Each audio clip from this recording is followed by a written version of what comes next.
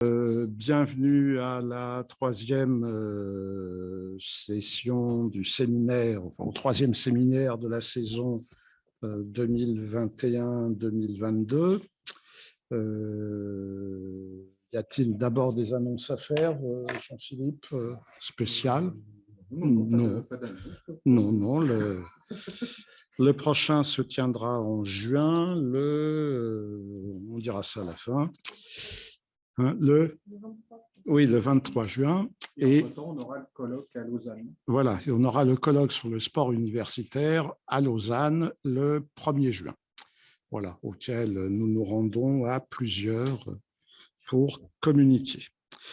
Donc, c'est une séance un petit peu spéciale, puisque nous voulons profiter des 60 ans des accords d'Évian, enfin de ce qu'on appelle les accords d'Évian, et notamment, puisqu'on avait déjà fait pas mal de choses sur la guerre d'Algérie, on essaye de se concentrer un petit peu sur les années 1961-62, en sachant que nous avons avec nous le président de l'UNEF 61-62, donc qui est un acteur et un témoin direct de l'époque, qui a de surcroît le grand avantage d'avoir été un des acteurs en lien avec les étudiants algériens, à savoir l'UGMA. Bon. Et que donc, qu'il nous dira lui-même que les accords d'Évian, bien les étudiants, ils sont un petit peu, ils ont un peu, alors Dominique dira l'appréciation un peu, beaucoup, passionnément ou à la folie contribué, mais en tout cas, il y a eu un rôle indéniable. Alors, on va faire ça en deux parties. On va essayer de voir deux questions. D'une part, celle des rapports entre l'UNEF, jusqu'alors syndicat unique des étudiants, avec d'autres organismes et organisations. Rappelez tout de même qu'avec la prise de position de l'UNEF sur l'Algérie, le gouvernement de Gaulle Debré provoque une scission, donc qui intervient en 1961 pendant le mandat de Dominique Vallon, que nous sommes dans la période des attentats OAS et donc d'émergence à côté, dedans, dehors, avec participation de militants ou d'adhérents de l'UNEF à des comités d'étudiants antifascistes, au Front universitaire antifasciste, qu'il y a une dimension intersyndicale avec les syndicats de salariés, puisque Dominique Vallon est président au moment où on a deux événements importants, qui sont le 17 octobre 61, donc les massacres d'Algériens à Paris, et d'autre part de Charonne, des morts du métro Charonne, où Dominique Vallon, au nom de l'UNEF, est le seul avec la CFTC, le représentant de la CFTC, a cité au moment des obsèques au Père Lachaise, dans son discours, a rappelé l'affaire du 17 octobre 61. Voilà, ça, dans un premier temps, Alain Monchablon va introduire, et puis Dominique… Si oui. Tu permets, oui. Il faut tout de même mentionner le 19 décembre, comme tout le monde, 61, qui a été le dernier grand appel commun de l'intersyndicale. Voilà, mais ça, je pense qu'Alain a là dans son intervention, le 19 décembre 61. Voilà.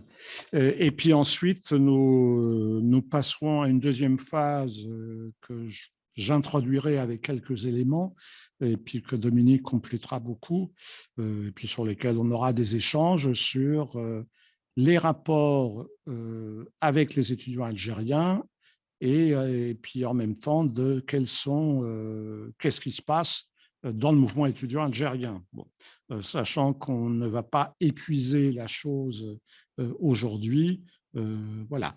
Il y a un troisième élément qu'on avait prévu, mais c'est un peu tôt pour l'envisager, c'était de voir les effets et notamment ce que deviennent ceux et celles qui ont été à l'UNEF engagés d'une manière ou d'une autre au moment de la guerre d'Algérie, notamment tout ce qui concerne ce qu'on appelle les pieds rouges ou les coopérants, et quelles des deux choses se sont développées après. On en dira peut-être quelques mots, un peu à bâton rompu, mais c'est vrai que ça, en soi, ce serait une session quasiment prosopographique, ou à la condition d'avoir déjà quelques biographies un peu significatives sur lesquelles on puisse travailler. Voilà, donc je passe la parole à Alain Monchablon pour démarrer. Bon, je ne sais pas si je suis audible, mais en tout cas, je vais faire de mon mieux. En fait, on est prisonnier du calendrier. Nous sommes en 2022, 1962, 61-62, pour respecter le timing propre à l'UNEF, d'un congrès à l'autre. Mais il faut dire que l'apogée de l'action de l'UNEF et son impact, c'est plutôt 1960-61, avec bien sûr le communiqué commun avec l'UGMA, qui est un véritable tremblement de terre dans le monde politique français, et l'appel, et pas seulement l'appel, le résultat du 27 octobre 1960.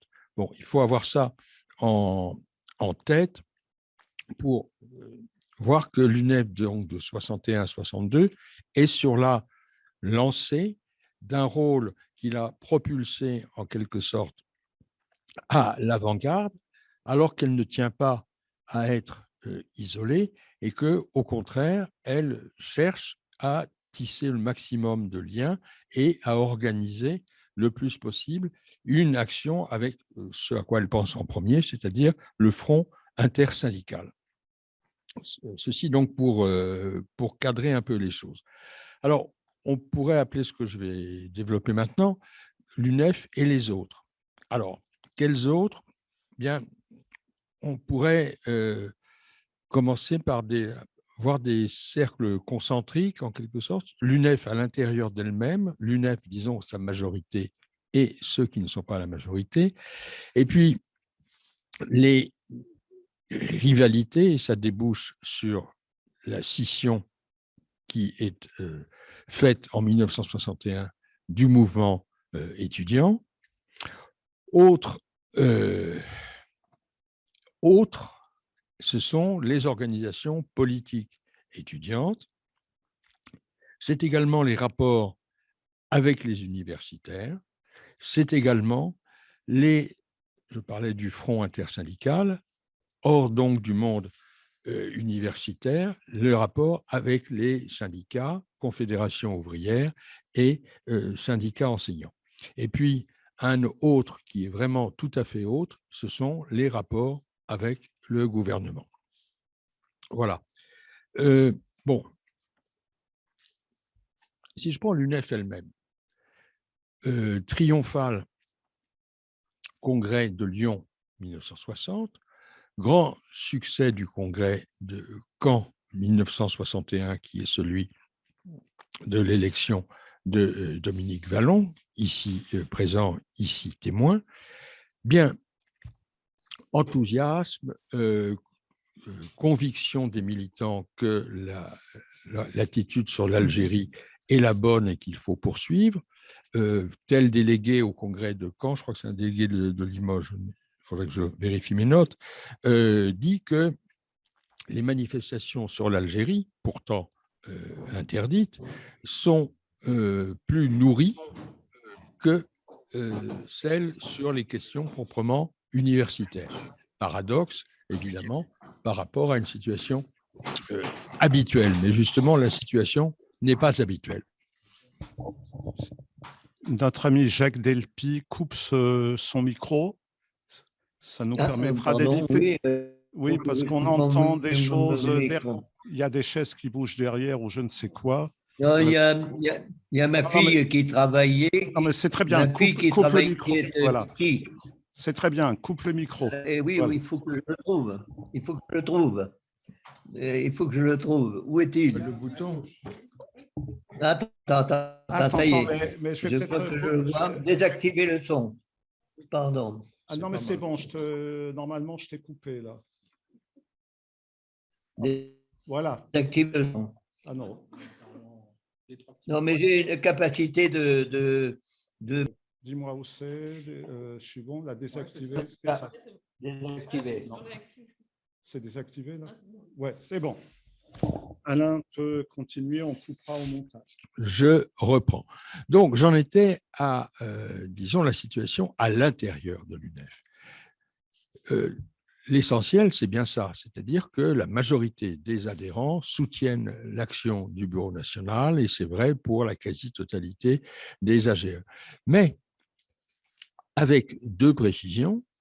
Premièrement, à l'intérieur même des AGE qui appuient le Bureau national, il y a des oppositions qu'on peut, grosso modo, évaluer à peut-être un quart des adhérents votant pour le renouvellement des bureaux d'AGE. Et les élections à Sciences Po en 1960 ou 61 ont été des élections qui ont été disputées, même si la majorité était revenue à ceux qu'on appelle les minots. Donc, il n'y a pas d'AG qui soit 100% homogène, sans opposition. Et deuxièmement, il y a des AG qui restent dans l'opposition, soit une opposition durable et d'une certaine façon constructive, celle de l'Association des étudiants en sciences de Paris, qui est une des plus grosses associations étudiantes, et puis d'autres qui sont sur le départ, j'en reparlerai, comment s'appelle, l'association de Montpellier, par exemple, ou l'association de Nice. Donc, je voudrais simplement qu'on n'exagère pas l'unanimisme au sein de l'UNEF et par là même au sein du mouvement étudiant. C'est ce qui... Alors, pardon, j'oubliais qu'il y a évidemment des gens qui sont devenus tout à fait autres, c'est la Corpo de droit de Paris, qui a été exclue de l'UNEF fin 60, mais qui reste un foyer de dénonciation, d'opposition à l'UNEF, avec celui qui agite les marionnettes et qui s'appelle encore ou déjà Jean-Marie Le Pen, qui soutient tous les mouvements de l'Algérie française sous différentes formes, et qui d'ailleurs est l'objet, je parle de la Corpo de droit, en début 1962, d'une attaque en règle où le doyen de la faculté de droit doit appeler la police pour dégager les locaux attaqués par les militants de gauche. Donc, le monde étudiant n'est pas unanime, et on va s'en apercevoir avec précisément en 1961 l'apparition d'une scission qui va s'appeler la FNEF, Fédération nationale des étudiants de France, qui se constitue au mois de juin 61 en prenant appui sur l'office, c'est-à-dire l'association disciplinaire des étudiants en médecine, qui se constitue en association à part, qui tient un congrès fin juin à Montpellier, auquel s'agglomèrent des associations disciplinaires, chirurgie dentaire, pharmacie et autres, et qui vont former donc non plus une organisation des associations disciplinaires, mais une contre-UNEF qui est la FNEF, et celle-ci est immédiatement reconnue, soutenue par le gouvernement, enfin pour être plus précis, par le ministère de l'Éducation nationale. Donc, ce que l'on voit ici, c'est que il n'y a pas un total monolithisme chez les étudiants, ni même à l'intérieur de l'UNEF. Et Dominique Vallon certainement pourra développer ça. Il prend bien soin de, si possible, border, circonscrire la scission que représente la FNEF en essayant de retenir par la manche les associations comme la Corpo de sciences pour qu'elles restent à l'UNEF, et il est tout à fait prêt à passer des compromis pas du tout honteux pour conserver ces associations à l'intérieur de l'UNEF. Il n'y a pas monolithisme, mais il y a la volonté de maintenir autant que possible l'unité du mouvement étudiant. Alors ça, c'est le premier point que je voulais voir. Le deuxième point, c'est les rapports avec des organisations politiques, étudiantes. Bon, l'UNEF évite absolument de se laisser happer, influencer, diriger par un groupement politique, quel qu'il soit, pour des raisons de principe et pour des raisons de fond politique. Raison de principe, c'est par exemple l'importance des étudiants socialistes unifiés, les étudiants du PSU, Parti socialiste unifié, qui sont effectivement présents à l'UNEF, qui fournissent parfois l'ossature de certaines AG, mais le bureau de l'UNEF et ses présidents prennent soin en général de se mettre, quand ils sont issus du PSU, en congé du PSU, et en tout cas de ne pas s'aligner, devenir, bon, pour parler léniniste, les courroies de transmission du PSU. J'ai dit pour des raisons de principe ou pour des raisons d'orientation politique, même éloignement à l'égard de l'autre force politique étudiante, c'est-à-dire l'Union des étudiants communistes, qui sont des soutiens réticents à la majorité de l'UNEF, qui sont extérieurs au bureau de l'UNEF, qui sont parfois bien embêtés par l'évolution de l'UNEF qui les bouleverse. C'est évidemment tout ce qui tourne autour du 27 octobre 1960. Bon, ce n'est pas mon sujet, mais les conséquences se poursuivent en 61 et 62, et on voit que l'UEC, l'Union des étudiants communistes de cette époque, essaye de se rapprocher de l'UNEF avec plus ou moins de succès, et essaye, dans une certaine mesure, de non pas de dépasser l'UNEF, mais de compléter l'action de l'UNEF par un système d'organisation de comités de base.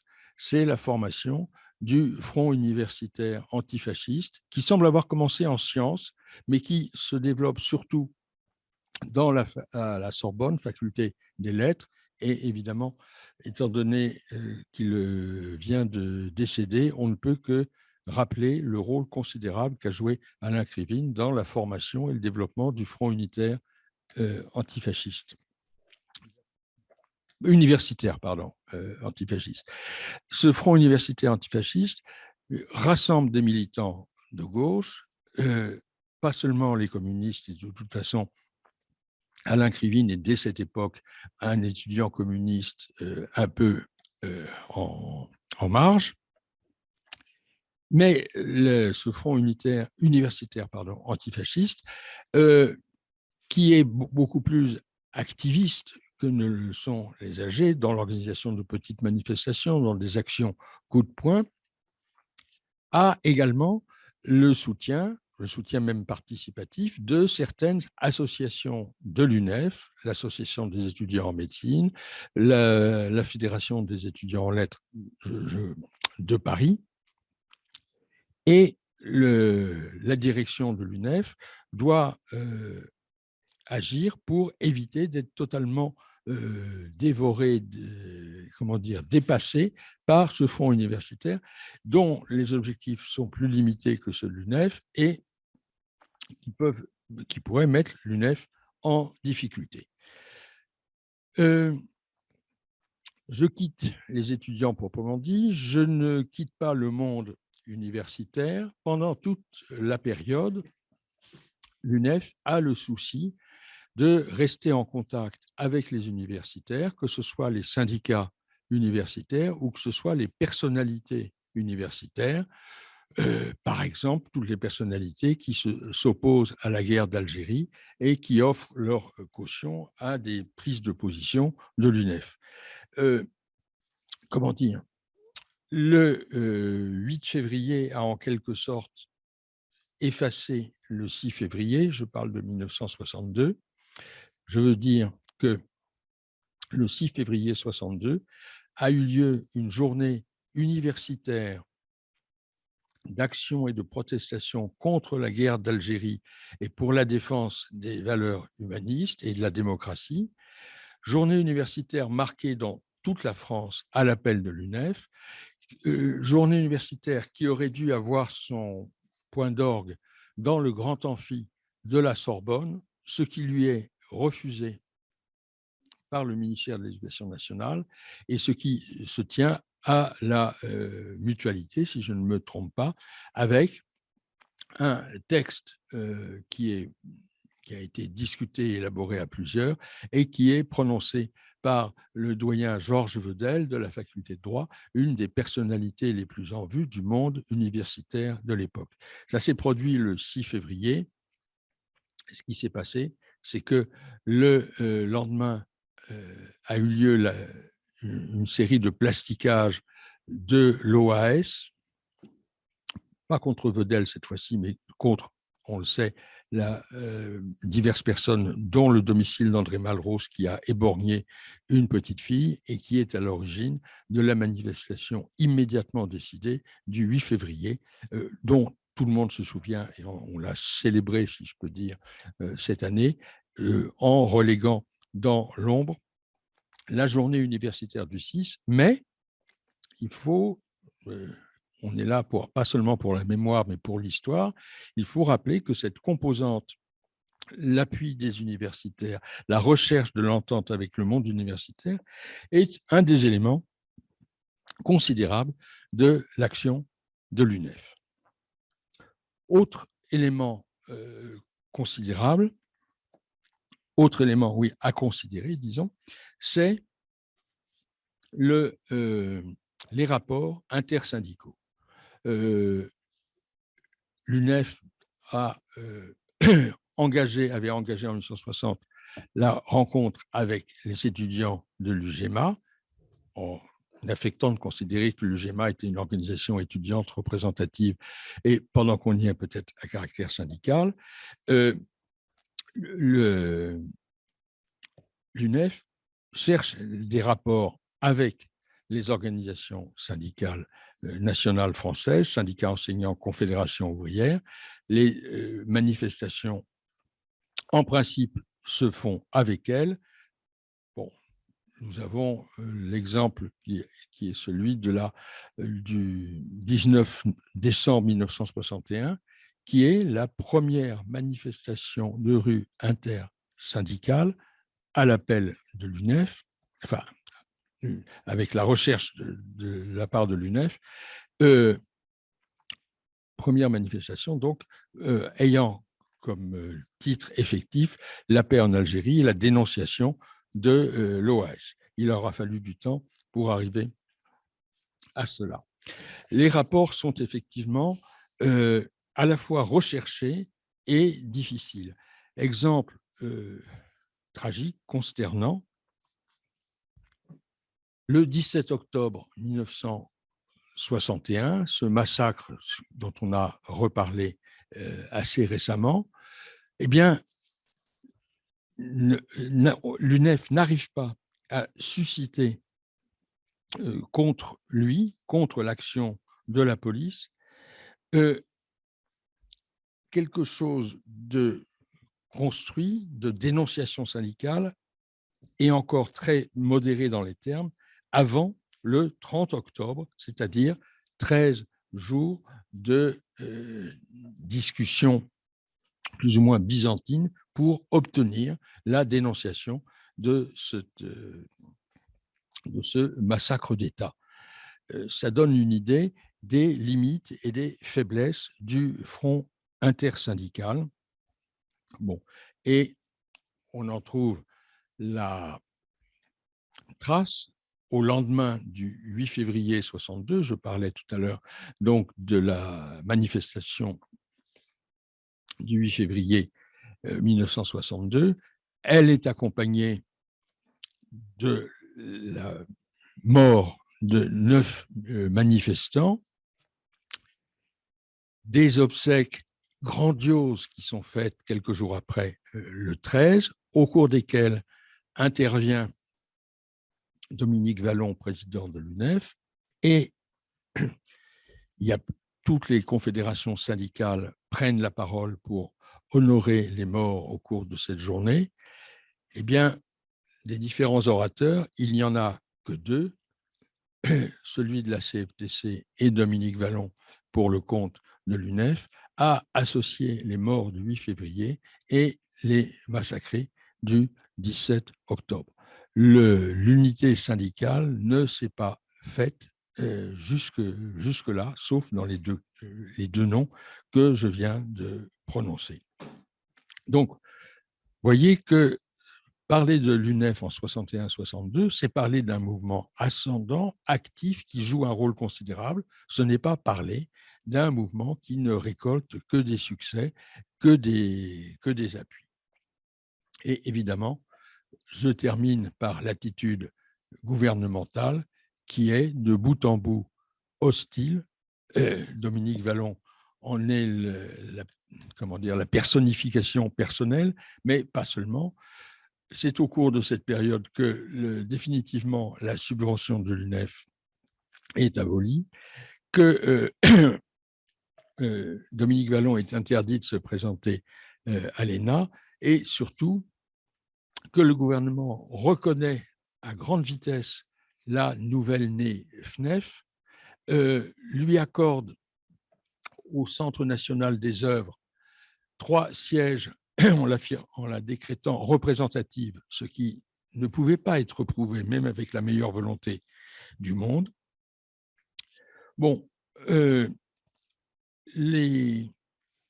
l'attitude est systématiquement hostile de la part du ministre de l'Éducation nationale de l'époque, Lucien Paye, et elle se prolonge jusqu'à la limite de notre période, parce que lorsque le 19 mars, les accords d'Évian sont signés et connus, a lieu un meeting dans la cour de la Sorbonne où l'UNEF, bien sûr, est partie prenante, où parle Laurent Schwartz et au cours duquel est brandi un drapeau du FLN. Nous sommes le 19 mars, les accords viennent d'être signés. Le FLN n'est plus simplement une bande de terroristes.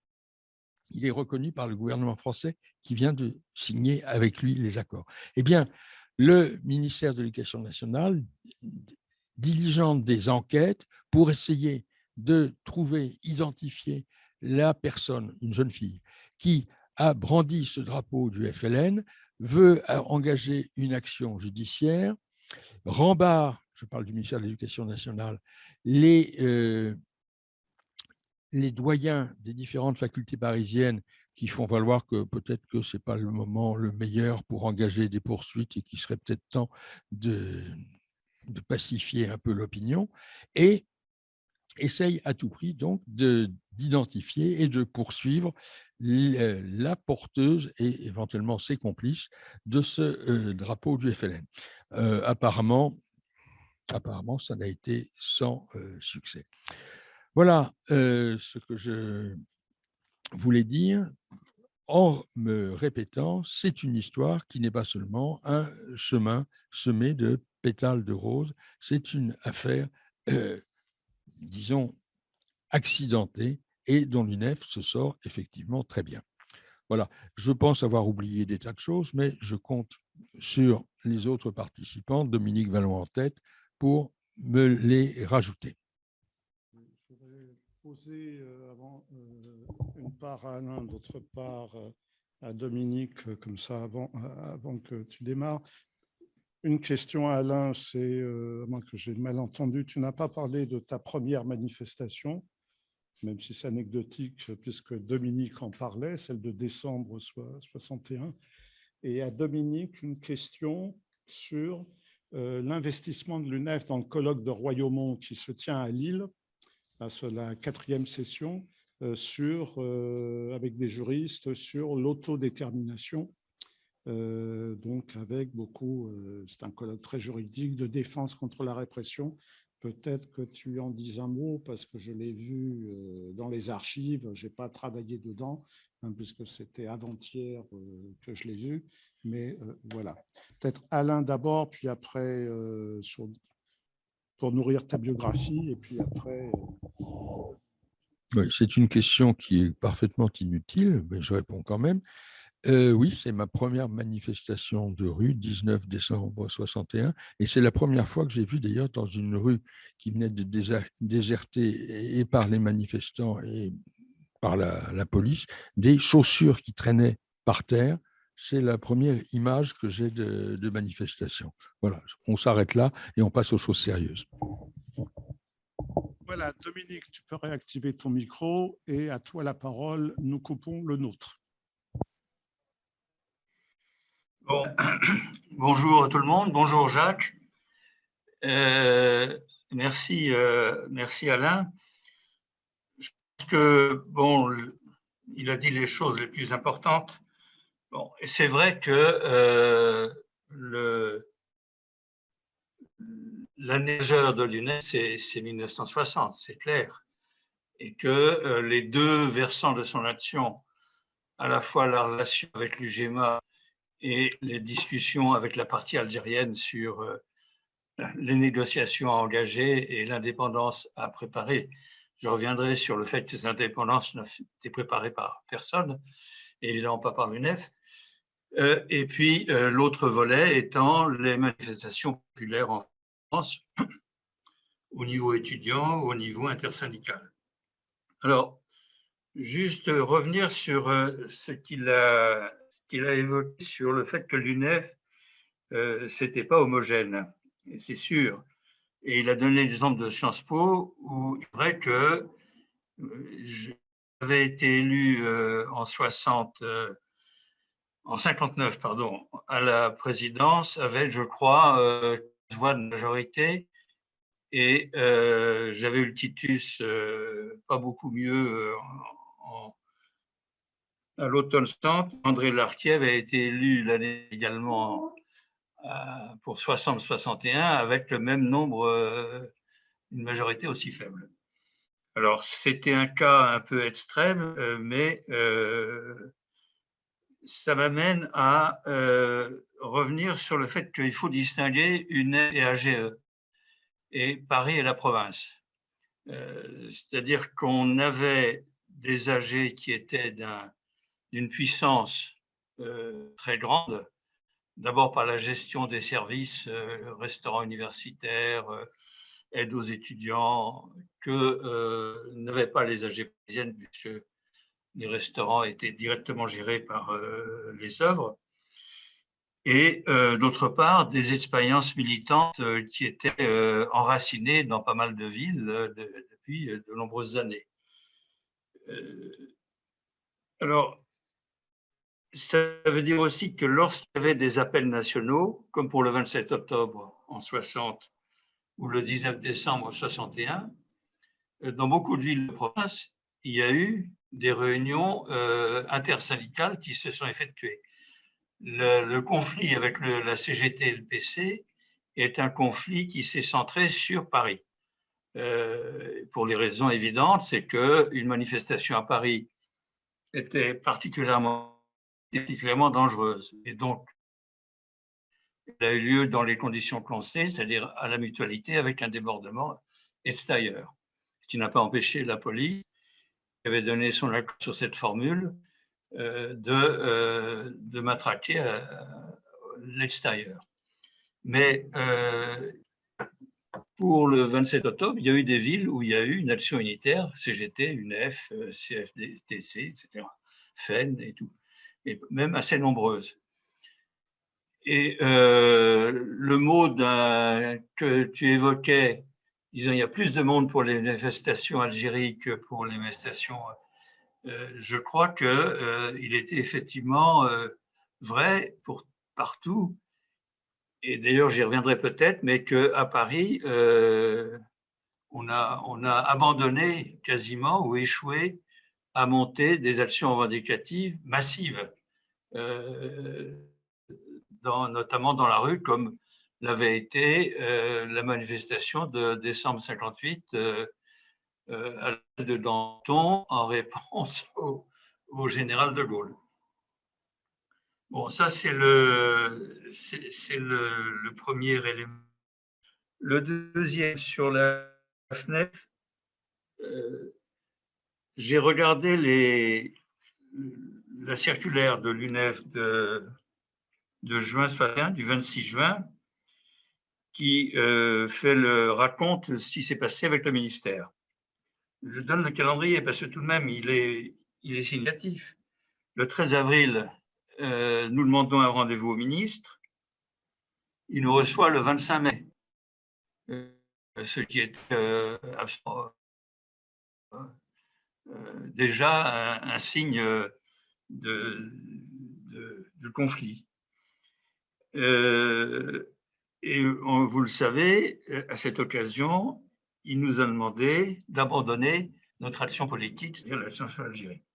Et il nous a donné 15 jours de réflexion.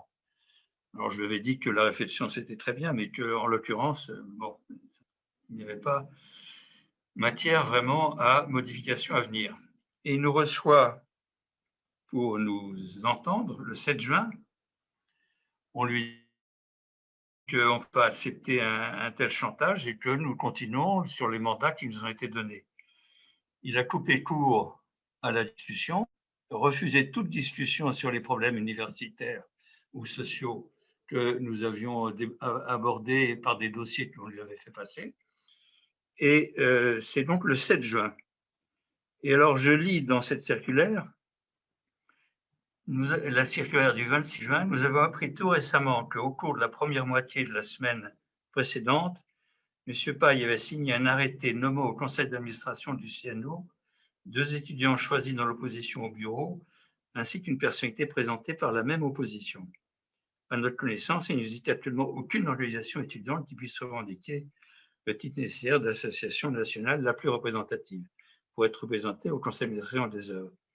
Alors là, c'est une rumeur peut-être, hein, c'est-à-dire que l'arrêté, s'il avait été signé, on en aurait trouvé la date au JO.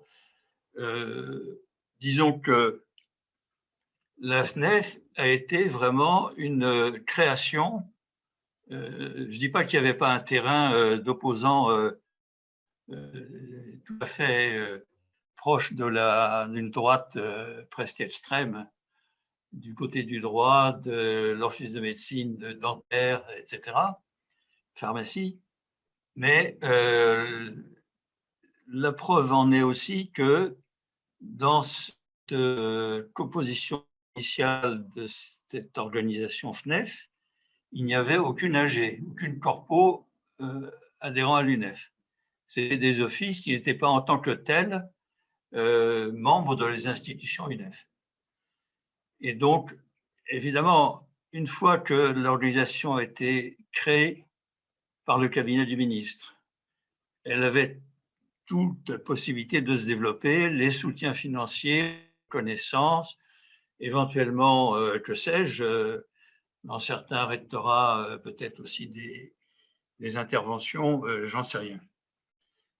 Bon, alors je dis ça, c'est un peu, d'une certaine manière aussi pour prendre ma défense, parce que l'unité du mouvement étudiant était l'axe majeur de l'action de Lamino depuis 1955-56. Et chaque fois qu'il y a eu un début de scission, le bureau de l'UNEF de l'époque avait agi pour mettre fin à la scission. C'est ce qui s'était passé en 57, 58, et finalement, les premières scissions avaient été résorbées.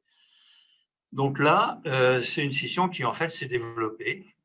Et voilà, donc je n'ai rien de plus à ajouter, mais sinon dire que c'était vraiment une création du pouvoir. Sur les cercles extérieurs, je suis d'accord avec ce qui a été dit. Les ESU, tout à fait respectueux de l'UNEF, qui était d'une certaine manière aussi un soutien pour le développement du parti, enfin, sans qu'il y ait aucune relation, évidemment, d'organisation, mais il y avait une fraternité de fait, au moins sur le sujet algérien.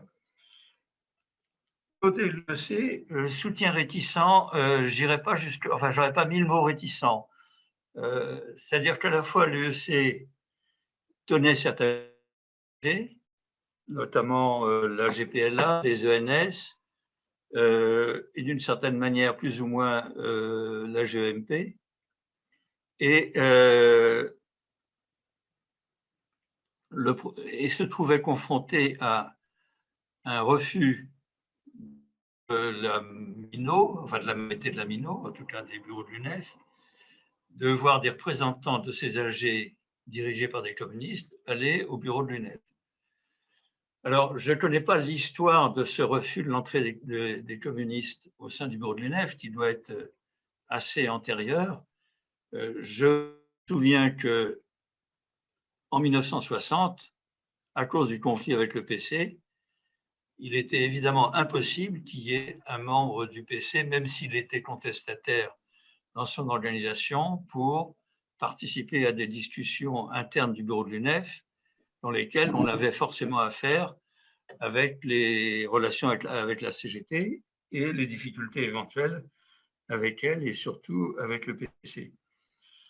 Donc, et je me souviens que le congrès de Reims qu'on évoquait avant la réunion, on est resté pendant une heure en minorité pour trouver un président et composer un bureau qui continuait à exclure les communistes alors que la guerre d'Algérie était terminée. Et je ne suis pas sûr que c'était un bon choix que j'ai fait, que nous avons fait à ce moment-là. Et d'ailleurs, le président qui a été élu, disons, a été amené à démissionner au bout de 3 mois et a été remplacé par Jean-Claude Merle. Bon, voilà sur ce sujet. Les universitaires, oui. Remplacé par Roure. Par Roure, qu'est-ce que j'ai dit? Merle, justement. Eh oui, justement. Oui, parce que, d'accord. Pour la petite histoire, j'ai appris que Merle, qui avait été élu vice-président jeunesse dans le bureau à Reims, avec l'étiquette de ne pas être membre de l'UEC, en était, si je peux dire. Comme on dit, en était pour d'autres catégories dans le temps. Donc, évidemment, c'est Roure. Sur les universitaires, on avait des relations vraiment très fréquentes avec Laurent Schwartz, avec ceux qui avaient une responsabilité organisationnelle sur les amis de Odin, sur les comités universitaires. Et j'oublie les noms, je suis désolé, pourtant je ne devrais pas l'oublier celui-là. L'universitaire qui a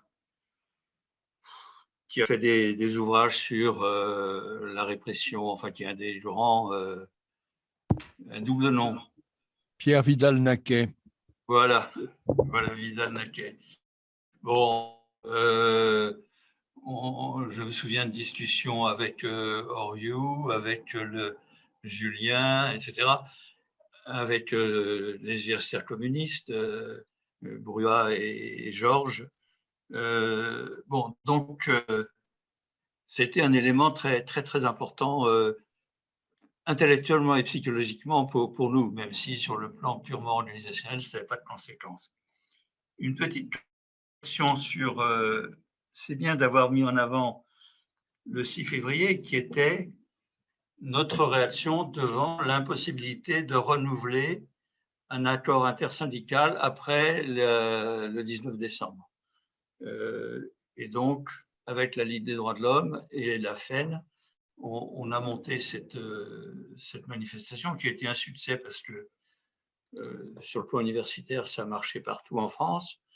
La correction, c'est que Vedel a été plastiqué le même soir, le lendemain.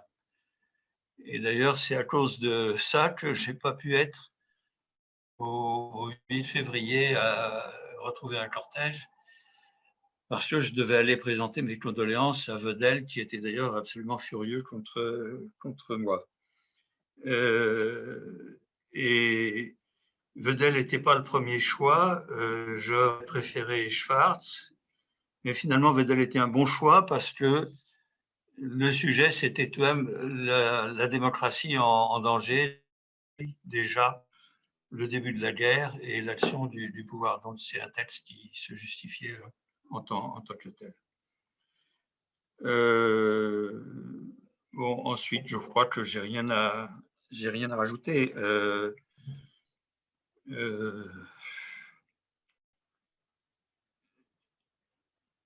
19 décembre, si, je rajouterais une chose, c'est que il y avait eu une manifestation, une journée de manifestation préalablement, qui était le 6 décembre, qui était un appel du PC.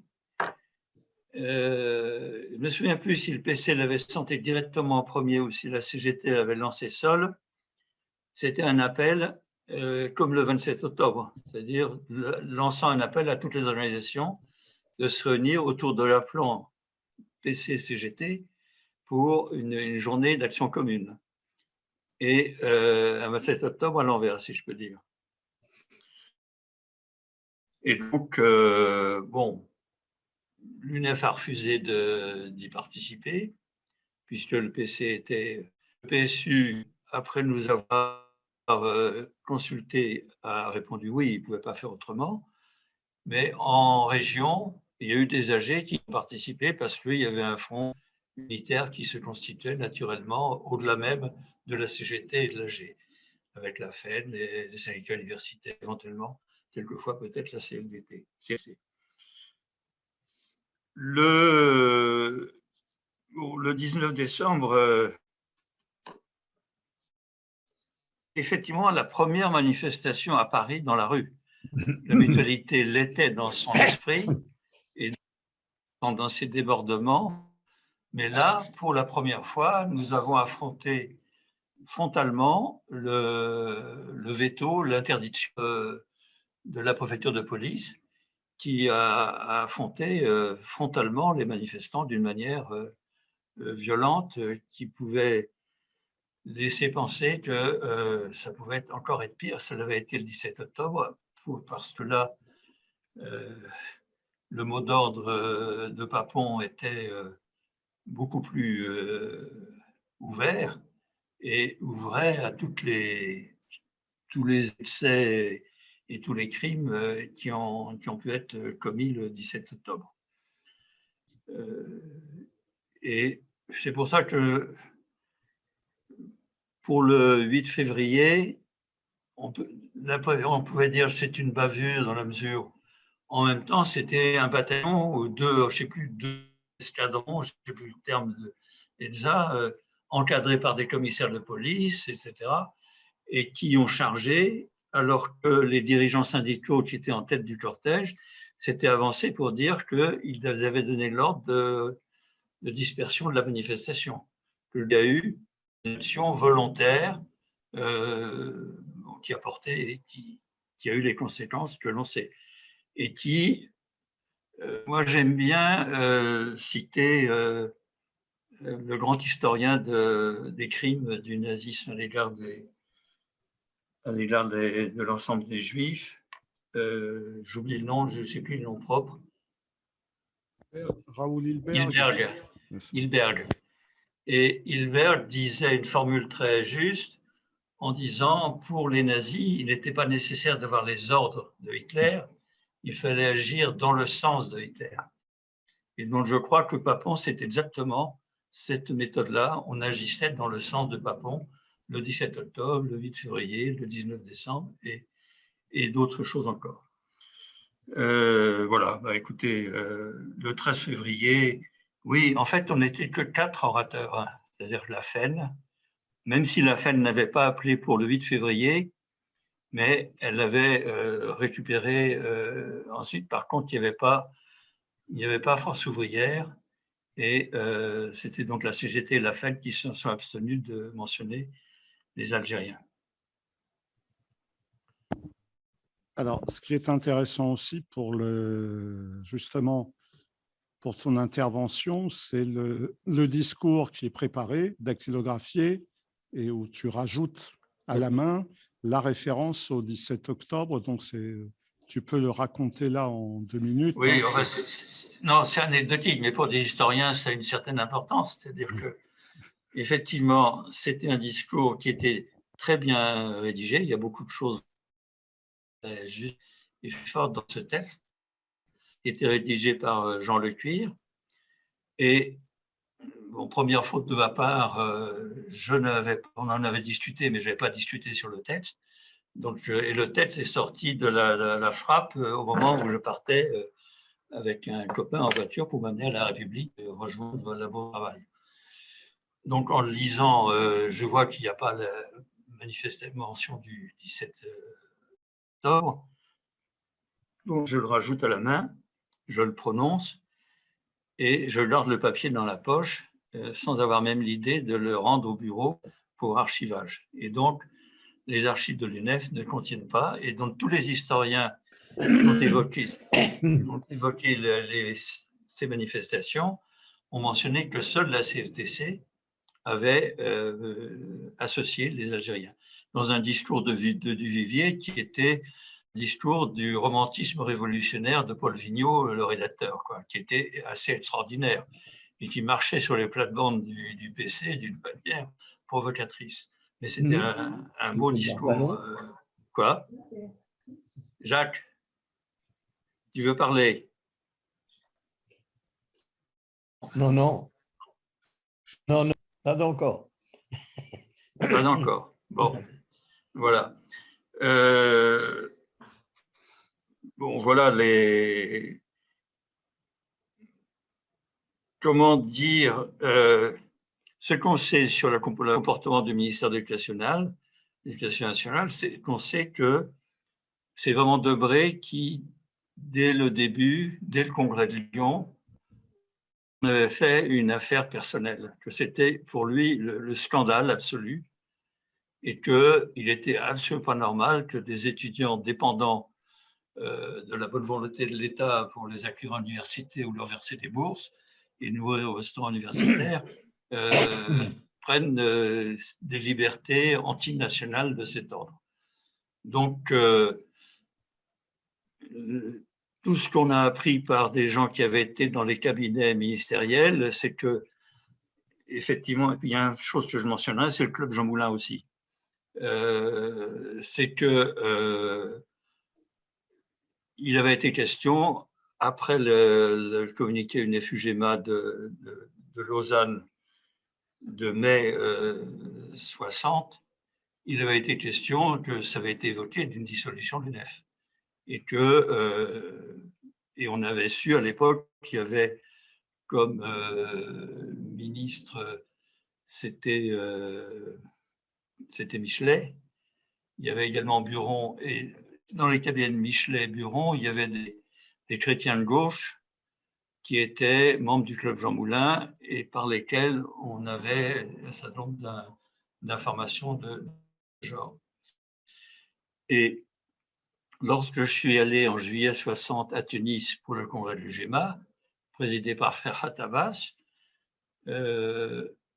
j'avais été prévenu par un conseiller de l'ambassade qui m'avait déjà été désigné avant de partir par le Club Jean Moulin comme quelqu'un que je devais aller voir, que j'avais été voir avant le congrès en effet, vu après, et qui m'avait dit qu'il avait informé que se préparaient des mesures très très sérieuses à mon égard à mon retour en France. Et donc conseillé de passer par Rome, Genève, le train, etc. Ce que j'ai fait, et à mon arrivée, Gaudez m'avait dit, écoute Dominique, surtout ne loge pas chez toi, j'étais chez mes parents, loge-toi ailleurs parce qu'il y a le risque que tu sois arrêté. Et j'ai donc une semaine, on était dans l'incertitude sur ce qui allait se passer. Et bon, il ne s'est rien passé me concernant. Sinon, le sursis, qui était un acte tellement illégal que c'est même pas le recours en tribunal administratif qui a obtenu la destruction, si je peux dire, de cet acte, c'est qu'il y avait une incompétence et donc c'est les militaires qui ont repris le dossier et m'ont redonné un sursis. Et la même chose, la décision de l'ENA, c'était à un moment où le gouvernement avait utilisé toutes les sociétés qu'il avait. Il avait supprimé toutes les subventions à l'UNEF, il avait créé la FNEF, il avait mis la FNEF au CNO concurremment à l'UNEF. Il ne pouvait plus que faire la dissolution ou alors, faute de mieux, c'était cette interdiction voilà, rendue ou jamais dans les manuels de droit administratif, de jurisprudence administrative. Alors, je me demande sur ce point, je parle de l'interdiction de se présenter à l'ENA, si le changement de Premier ministre au printemps 62 avec Georges Pompidou n'explique pas que l'interdiction n'ait pas été maintenue et que donc tu as pu te présenter. Oui. Et ça irait dans le sens de l'animosité personnelle de Michel Debré, qui n'est pas l'affaire de son successeur. Oui, absolument. Et j'avoue que nous aurions dû faire cette analyse nous-mêmes. Et à l'époque, j'avais considéré que l'ENA, c'était fini. Et donc, Freycinet m'avait proposé par David, qui est directeur de l'Institut des sciences du travail à Strasbourg, où Freycinet travaillait. Et donc, l'hypothèse était que je rejoigne Strasbourg sur le plan universitaire à l'automne 62. Et évidemment, quand les choses se passent comme ça, c'est que la forme, c'est le Premier ministre ou le ministre délégué à la fonction publique qui peut signer la liste des candidats à l'ENA. Et quand le cabinet a soumis à Pompidou la liste, on lui a dit, il y a le Cavallon. Et Pompidou a dit, écoutez, c'est une plaisanterie, j'imagine. Et ça m'a été, il avait raison, évidemment. Bien, merci. Je rajouterai peut-être 2 documents à consulter, à reconsulter sur la période. Enfin, sur la question de la scission, c'est que j'ai vu aux archives à Nanterre, à la Contemporaine. C'est d'une part la lettre que tu envoies au recteur le 30 janvier 1962 avec un document extrêmement précis sur la représentativité de l'UNEF, le nombre d'adhérents, AGE par AGE, qui fait une bonne quinzaine de pages. Que je ne connais pas. Bon, je te le ferai parvenir. Et d'autre part aussi, dans les rapports aux autres organisations de jeunesse, on a une brochure mais qui est de juin 61 sur le rôle du contingent. Le rôle du contingent, donc, qui est une brochure renotée, qui est faite avec l'UNEF et d'autres organisations de jeunesse. C'est donc après l'échec du putsch d'avril. Oui, d'avril, c'est après l'échec du 22 avril. Donc là aussi, c'est important du point de vue des relations avec les organisations de jeunesse. Voilà. Oui, alors juste une chose qui a été oubliée aussi bien par Alain que par moi, c'est les organisations de jeunesse regroupées dans le GEROGEP, qui était, je ne sais plus exactement les groupements, etc., des éducations populaires. Et c'était Claude Domnac, qui aurait dû être président de Sciences Po et qui n'a pas été. Je l'ai remplacé puisqu'il avait raté le diplôme une première fois. Et donc, il n'est pas venu ensuite au bureau de l'UNEF. Donc, toute ma carrière et dû à cet échec de Claude à l'ENA, échec temporaire. Et Claude a rejoint le bureau de l'UNEF après Lyon, malgré tout à titre subsidiaire, et il était chargé de la jeunesse. Et il a fait un très très gros travail entre le congrès de Lyon et juin 60 pour aboutir à un communiqué commun qui est le premier test de 40 organisations de jeunesse sur, comment dire, la condamnation sur le plan éthique au moins de la guerre, quoi. Là où en était l'UNEF d'ailleurs avant Lyon, quoi, quasiment. C'est-à-dire pas les manières de sortir de la guerre, mais le fait de dire qu'elle méritait une condamnation par les qu'elle pouvait avoir aussi bien sur le peuple algérien que sur la démocratie en France et les appelés du contingent. Donc c'était quelque chose de très important dans cette relation, et ça me permettait de faire un peu faire aussi un petit peu Maurice Herzog comme haut commissaire à la jeunesse et au sport qu'il était. Bien. Et je rajouterais juste parce que... Oui, non, c'est un détail. Vas-y. Non, mais vas-y. Hein, on ne sait jamais ce qui est détail. Non, je rajouterais qu'il y avait un allié important dans ces discussions avec le Centre de l'action de jeunesse, c'était Léo Lagrange. Et Pierre Mauroy était, si je ne me trompe pas, le président de Léo Lagrange. En tout cas, il en était le tuteur. Et je me souviens de déjeuner, pour moi, pantagruélique avec lui et Domnac pour discuter et c'était un homme merveilleux et un mangeur remarquable. Buveur de même.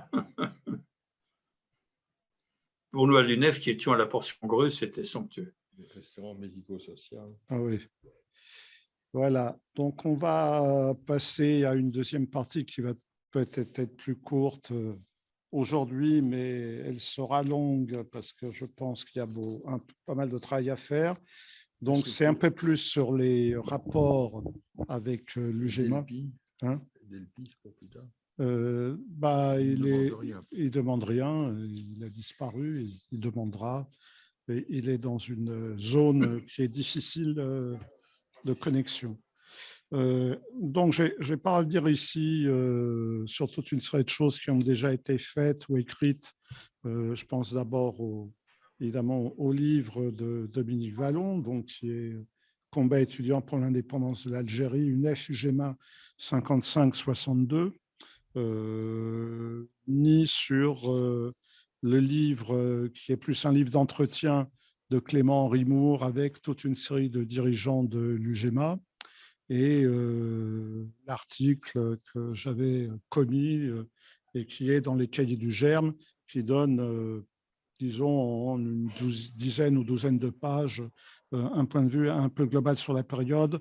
On va essayer de s'attacher à quelques aspects. D'abord, moins sur la création de l'UGEMA, quoique rappeler que quand l'UGEMA naît en 1955, et Robert Chapuis pour l'UNEF assiste à ce congrès, la question du M, donc pour musulmans, est résolue.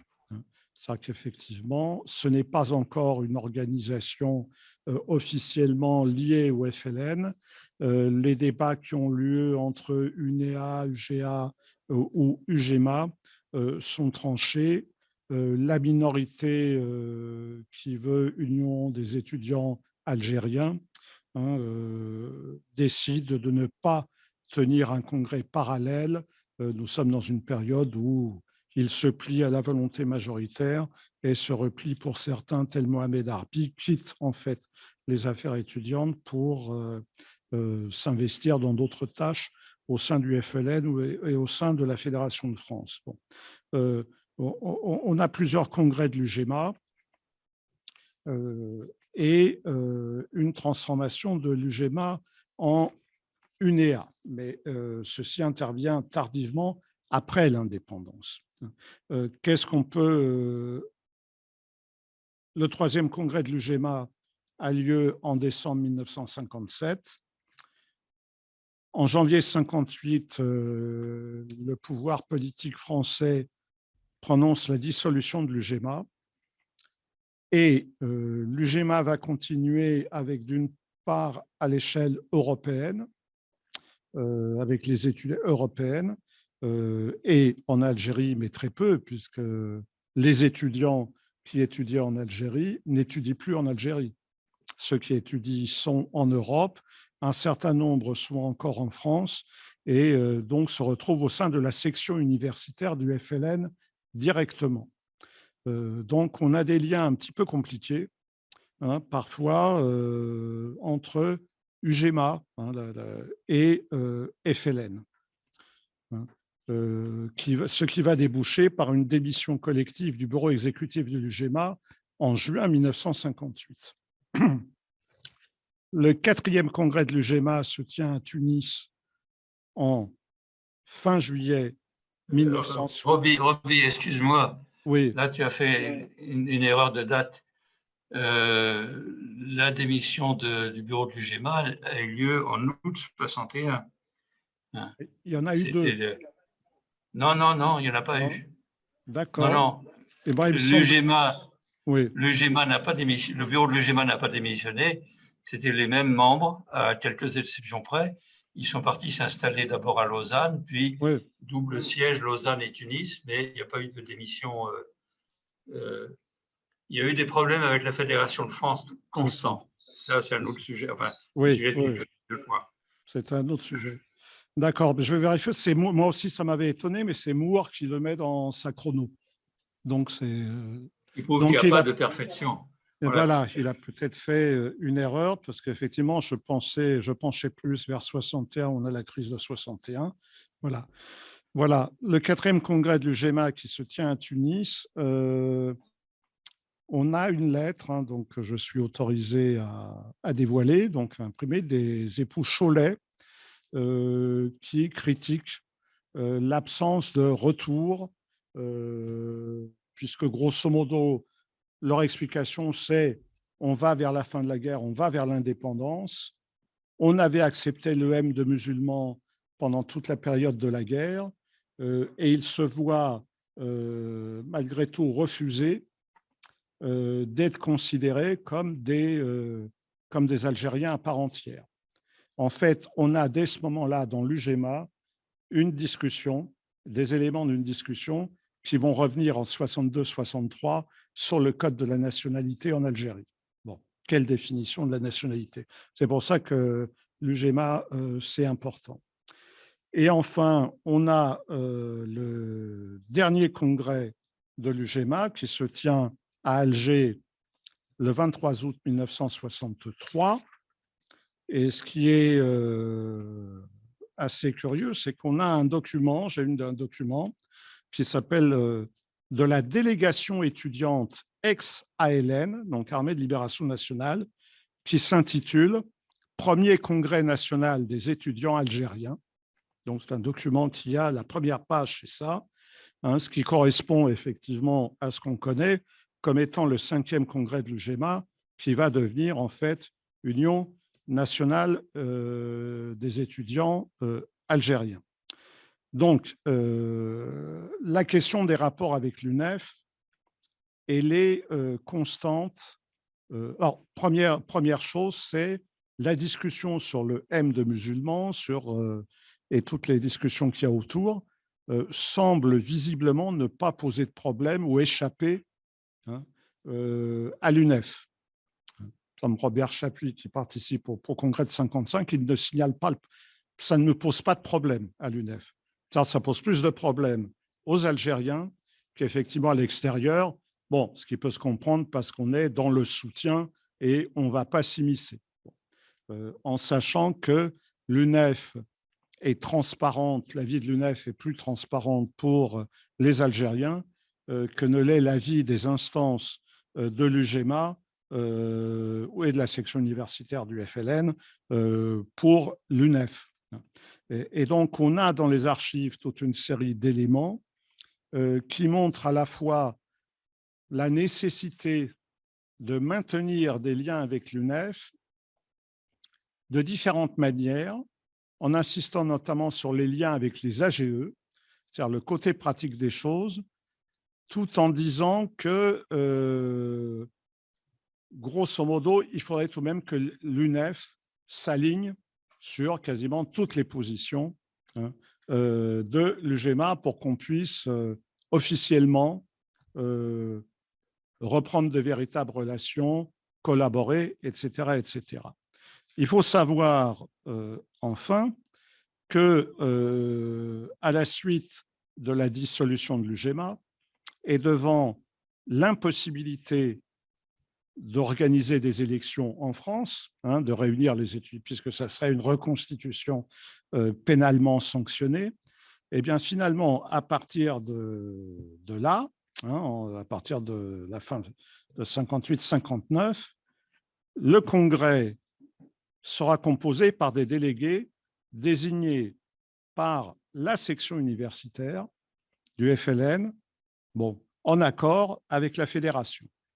Donc, on a effectivement un fonctionnement qui est plus vertical qu'un fonctionnement démocratique.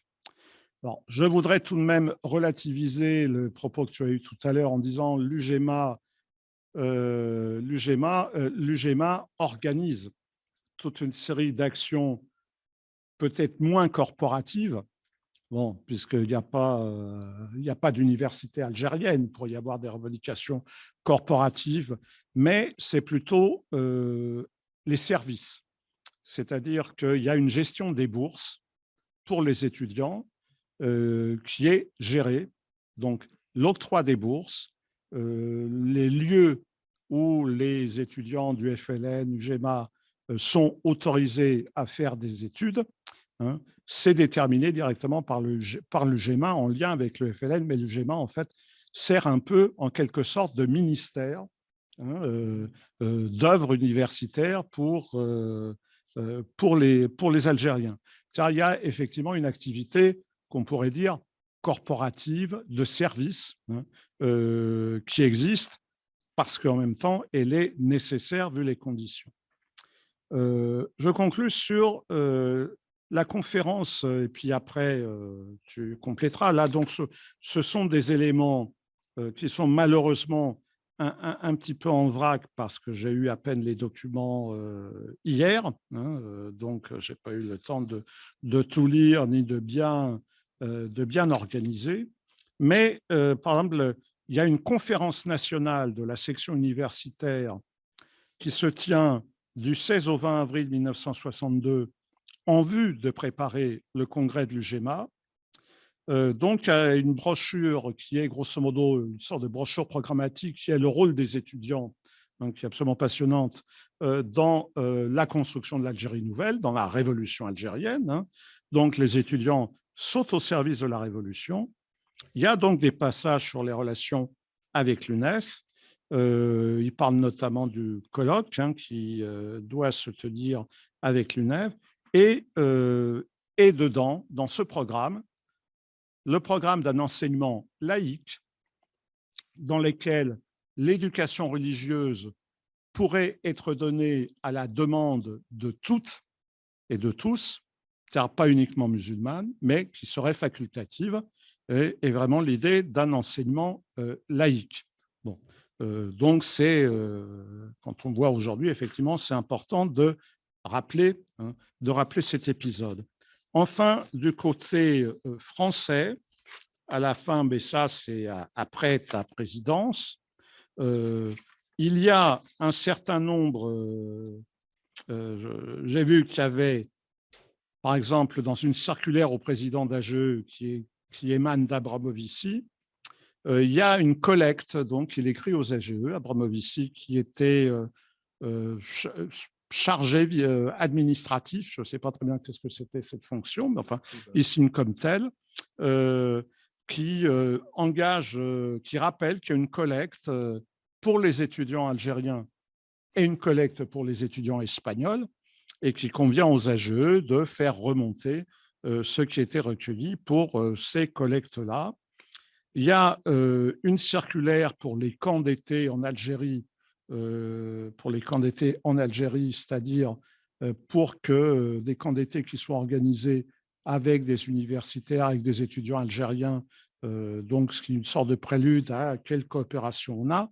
Et au congrès de Reims, en avril 62, se tient le congrès de l'UGE, l'Union des grandes écoles, où on a toute une brochure qui est faite d'analyse des accords d'Évian du point de vue français, du point de vue algérien, et avec tout un gros chapitre sur la coopération technique, hein, ce qui veut dire grosso modo que les futurs techniciens, les futurs ingénieurs formés par les grandes écoles, on les incite à leur dire qu'il y a un avenir en Algérie et une place pour un apport des Français en Algérie.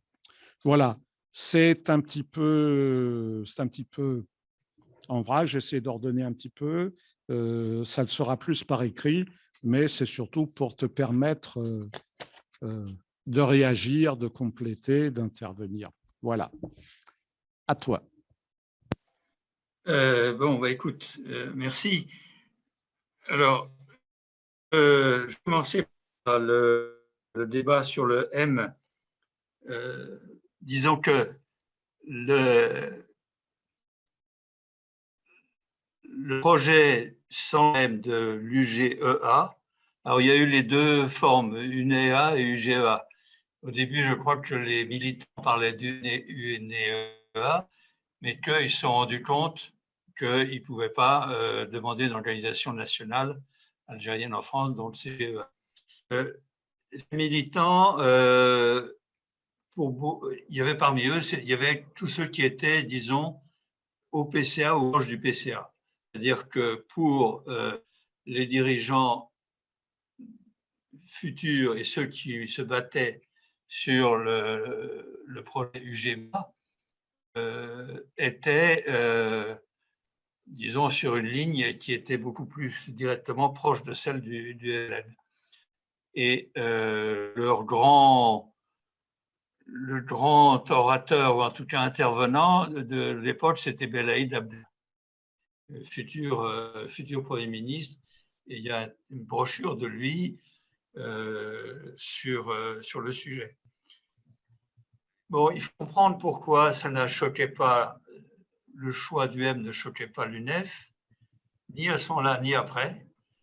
C'est qu'en fait, on travaillait tous les jours avec l'AMNA, l'Association des étudiants musulmans nord-africains en France. Et que, donc pour nous, il était évident que ça allait de soi.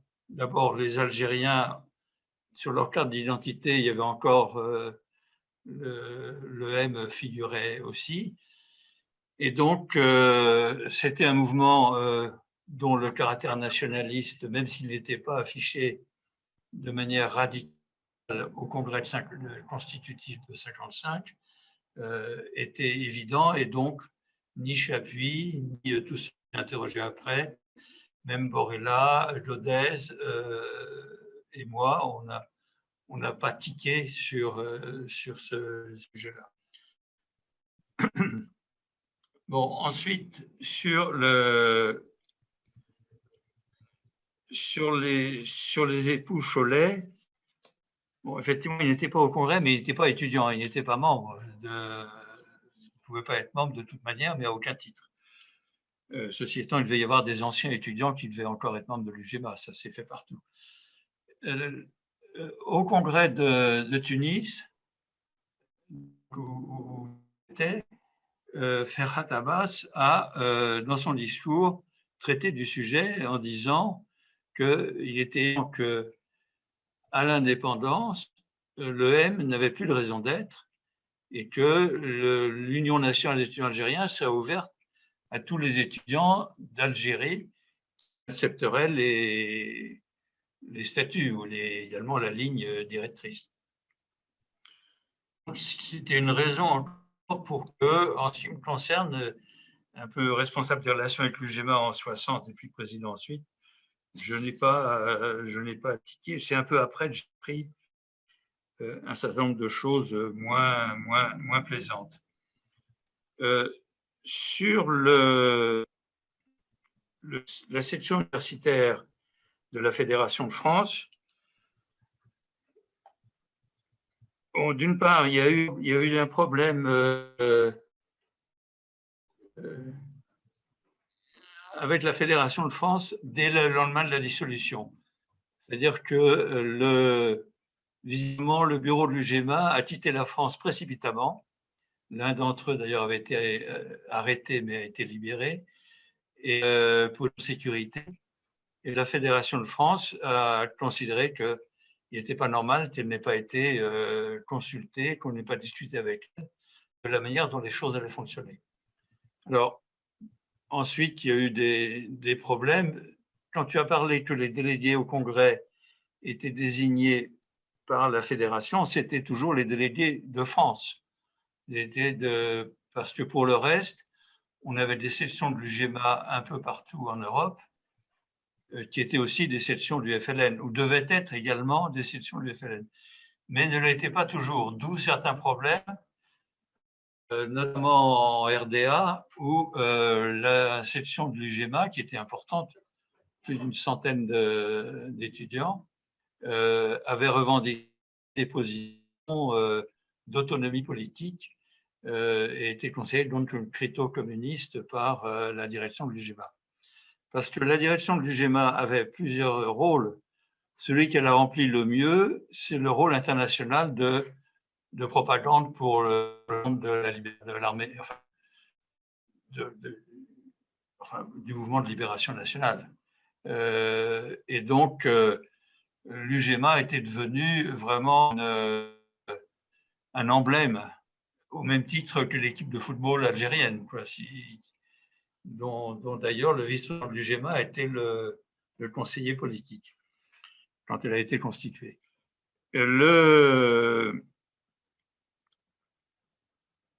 L'UGMA avait ce rôle-là, ce rôle de gestion des bourses, et elle avait un rôle de contrôle politique, puisque l'UGMA était le front, et c'est un front, donc théoriquement, ça regroupe des organisations, il y avait l'UGTA, il y avait l'UGMA, etc.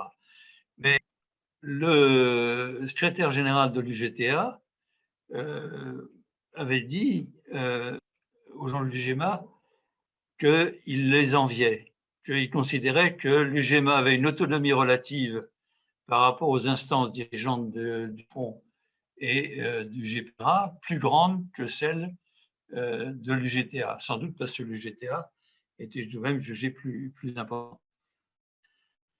Donc cette autonomie relative, elle est difficile à décrire et à déterminer, mais elle existait et tous les témoignages anciens de l'UGMA le disent d'une manière ou d'une autre.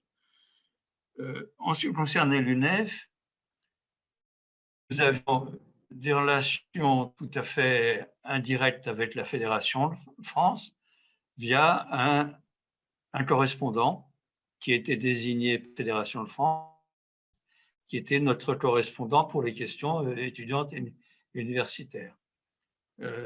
Ceci étant, nous n'étions pas des interlocuteurs choyés par la Fédération de France, puisque la CGT a été informée de la manifestation du 17 octobre au plus tard, le matin même, ou enfin, je veux dire, vraiment en dernière limite, mais elle a été informée. Et ça, il y a des textes qui le disent. J'avoue que mon correspondant ne m'avait évidemment pas tenu informé du tout. Et d'ailleurs, le pauvre, il a été liquidé à la suite du 17 octobre. Et le remplaçant était le neveu de Fares, de Raman Fares, Zahir Fares. Donc, moi, je voyais le responsable ce correspondant, disons, à peu près une fois par mois, un rendez-vous au bistrot Luxembourg, et ensuite on allait discuter dans les jardins. Juste rajouter une chose, c'est que l'UGMA a été décisif pour l'histoire de Nef sur l'Algérie, puisque tout le débat algérien de la période 55-58 s'est fait dans cette question, maintient-on les relations avec l'UGMA, etc. À quelles conditions, et que la question de la reprise des relations a continué à l'intérieur de la minorité à être vraiment un sujet déterminant des prises de position. Je me souviens très bien que lorsqu'il y a eu la préparation, la minorité était réunie à Grenoble pour préparer le congrès de Lyon et discuter de la motion qui allait venir, Freycinet et Gilbert Hervier nous ont présenté le débat sur la motion en l'introduisant en disant que c'était les termes et qui étaient des termes d'ailleurs d'une justesse politique tout à fait, aussi bien du point de vue de l'UGMA que du point de vue de l'UF. L'UGMA avait tout de même, tu dis que nous étions transparents, avait une compréhension et donc on retrouve cette compréhension. J'ai relu le texte du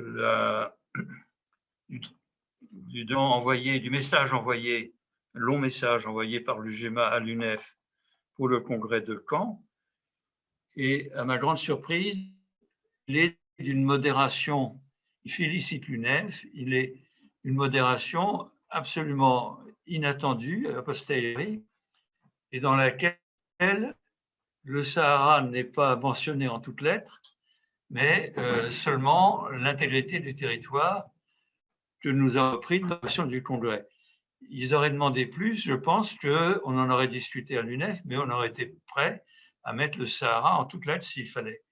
Ce qu'a fait, en revanche, dans le communiqué commun du 21 juin. Du 21 juin 61, où finalement nous avons repris les.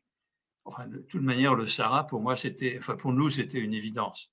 Ensuite, il y avait une opportunité politique. C'est vrai que ça tombait du point de vue calendrier pas très bien au moment où le gouvernement était en train de perpétrer son forfait FNEF. En même temps, je pense que le calendrier, sans doute notre discussion est postérieure à tous les entretiens avec le ministre et avec la décision de lancer la FNEF. Bon, c'était pas facile à gérer pour les AG à ce moment-là. En même temps, je pense que s'il y avait un sujet sur lequel nous pouvions prendre la parole, c'était celui-là. Il y en a un autre sur lequel nous n'avons pas pris la parole, ou très, très peu, même si c'est mentionné, c'est celui du statut des Français en Algérie, de la communauté d'origine française et des colloques de Royaumont. L'école de Royaumont date de 60, de 59. Et c'était le bâtonnier Torp qui en était l'initiateur et le président. Je sais que j'y allé une fois quand Gaudès était président, je l'avais accompagné, c'était à Royaumont. Et j'ai assisté aux autres réunions. Lille, je ne crois pas. Le problème, c'est que le sujet était d'une complexité juridico-politique telle que nous ne pouvions pas nous en emparer. Et ça explique que sur la question de l'indépendance et quel était l'avenir de l'Algérie et de la relation franco-algérienne après les accords d'Évian et l'indépendance, nous n'avons pas été très clairs. La seule contribution que nous avons apportée, c'est le colloque sur l'enseignement qui effectivement avait été préparé par la Fédération de France. Et ce colloque a eu lieu en mai, aussi en mai 61 à Paris. Et je rappelle toujours l'invention de Bourdieu sur les camps de regroupement et l'évolution du peuple algérien tel qu'il est traumatisé par la guerre et en même temps reconstruit d'une manière d'autonomie où les femmes jouaient un rôle important dans la situation et où il avait, à la grande colère des Algériens de la Fédération de France présente, qui lui dit d'ailleurs qu'il craignait un grand écart entre la maturité en profondeur du peuple et l'état d'esprit des dirigeants. Et effectivement, ce grand écart, malheureusement, il a été, on l'a constaté et les Algériens l'ont vécu. Merci Dominique. Alors, on doit arrêter à -5 le temps de débarrasser la salle pour 17 heures. Donc, je ne sais pas s'il y a… Ah pardon, excuse-moi. Oui, vas-y. Non, excuse-moi, je crois que c'était 6 heures. Ah oui. Donc, tu m'avais dit jusqu'à 6 heures. Et je voyais encore un temps de discussion Voilà. Mais qui me laissait bavarder non, dans mais le désordre comme j'ai fait. C'est très bien, mais on pourra reprendre ce que tu appelles bavardage et qu'on appelle une discussion tout à fait passionnante. Donc, c'était pour dire ça. Donc, c'est de toute façon à suivre. Puis, il faut qu'on approfondisse. Alors, juste une chose, c'est tu as raison à ce que j'ai dit sur ça concerne sur la nomination des délégués, ça concerne effectivement la France, puisque c'est entre la section universitaire et la fédération que se discute et qu'ensuite, suivant les sections, hein, à l'étranger, il y avait plus ou moins d'autonomie. D'autre part, c'est tout à fait confirmé, hein, l'UGMA quitte très vite la France. La Fédération de France, elle n'est effectivement pas au courant. Bon. Mais il se retrouve pour un certain nombre à Cologne aussi. La Fédération de France, elle va plutôt à Cologne et l'UGMA, en fait, après, ça va être au fur et à mesure essentiellement Lausanne. Voilà, donc on ira sur place le 1er juin. Y a-t-il… Oui, Jean-Philippe. Petite question pour tous les trois, mais à partir de ce que Dominique a dit à un moment sur les AGE par rapport à la scission de la FNEF. Dominique, toi tu dis c'est surtout les offices, les AGE suivent pas trop. Est-ce que c'est le cas aussi pour Montpellier et est-ce que ça dépend pas en fait de l'implantation de certaines corpos de santé dans certaines AGE? Oui, ce que je dis est valable pour la naissance de la FNEF, d'abord. C'est-à-dire que le cabinet de paille a fait vite, et le plus simple, c'était très facilement repérable, c'était les grands offices réactionnaires des professions sanitaires et juridiques. En ce qui concerne Montpellier, Montpellier était une AG Minot. Et je ne sais pas quand elle est passée à la Minot, mais elle était Minot en 61, 62, je me trompe. Et si Roure était de Montpellier. Je confusionne sur Montpellier. Est-ce que ce n'est pas devenu Minot après le départ de la FNEF? C'est aussi… Ah oui, alors tu vois, là, oui, Il n'y a pas eu de peut-être. départ. Non, il n'y a pas eu de départ puisque c'est devenu l'UGEM. Oui. L'AGEM est resté Majo. Oui, donc ils ont bien pris l'AG de Montpellier, effectivement, c'est ça. C'est pas le départ, c'est une fois que ils avaient gardé l'AGEM, et oui, le départ, c'est plutôt la Minot. Donc, il était président de la minorité de Montpellier. Oui, je crois que c'est ça. Et qui donc c'était, voilà, oui. Je crois même que ça a été mis en cause. Est-ce qu'on pouvait… Oui. Et un autre leader Minot de Montpellier, c'était Guy Hermier. Ah oui. Oui. À la même époque. On se demande pourquoi il n'était pas à Marseille. Hein. Guy Hermier était le grand leader du PC à Marseille. Après, oui. Formidable. Après. Longtemps après. Oui. Je crois qu'il était montpelliérain, vraiment. Il était montpelliérain. Je crois. Enfin, on va regarder le métro. Oui. Oui, on va regarder la Bible. Non, mais moi, j'étais Marseillais étant tout à fait parisien quand j'étais à Marseille. Bon. Bon, ben, écoutez, on va donc s'en arrêter là parce que l'administration nous autorise jusqu'à 5 heures et à 5 heures, les rideaux se ferment automatiquement d'ailleurs. C'était un peu curieux. Donc, c'est curieux, oui, oui, on va voir ça. Mais on va reprendre et continuer puisque notamment sur toute la partie de l'après, on a pas mal de choses à voir. Mais bon, je pense que ça sera pour l'année prochaine. Voilà. Merci, merci. Merci. Ah oui, puisque d'autant plus que ça sera les 60 ans de la transformation en UNEA.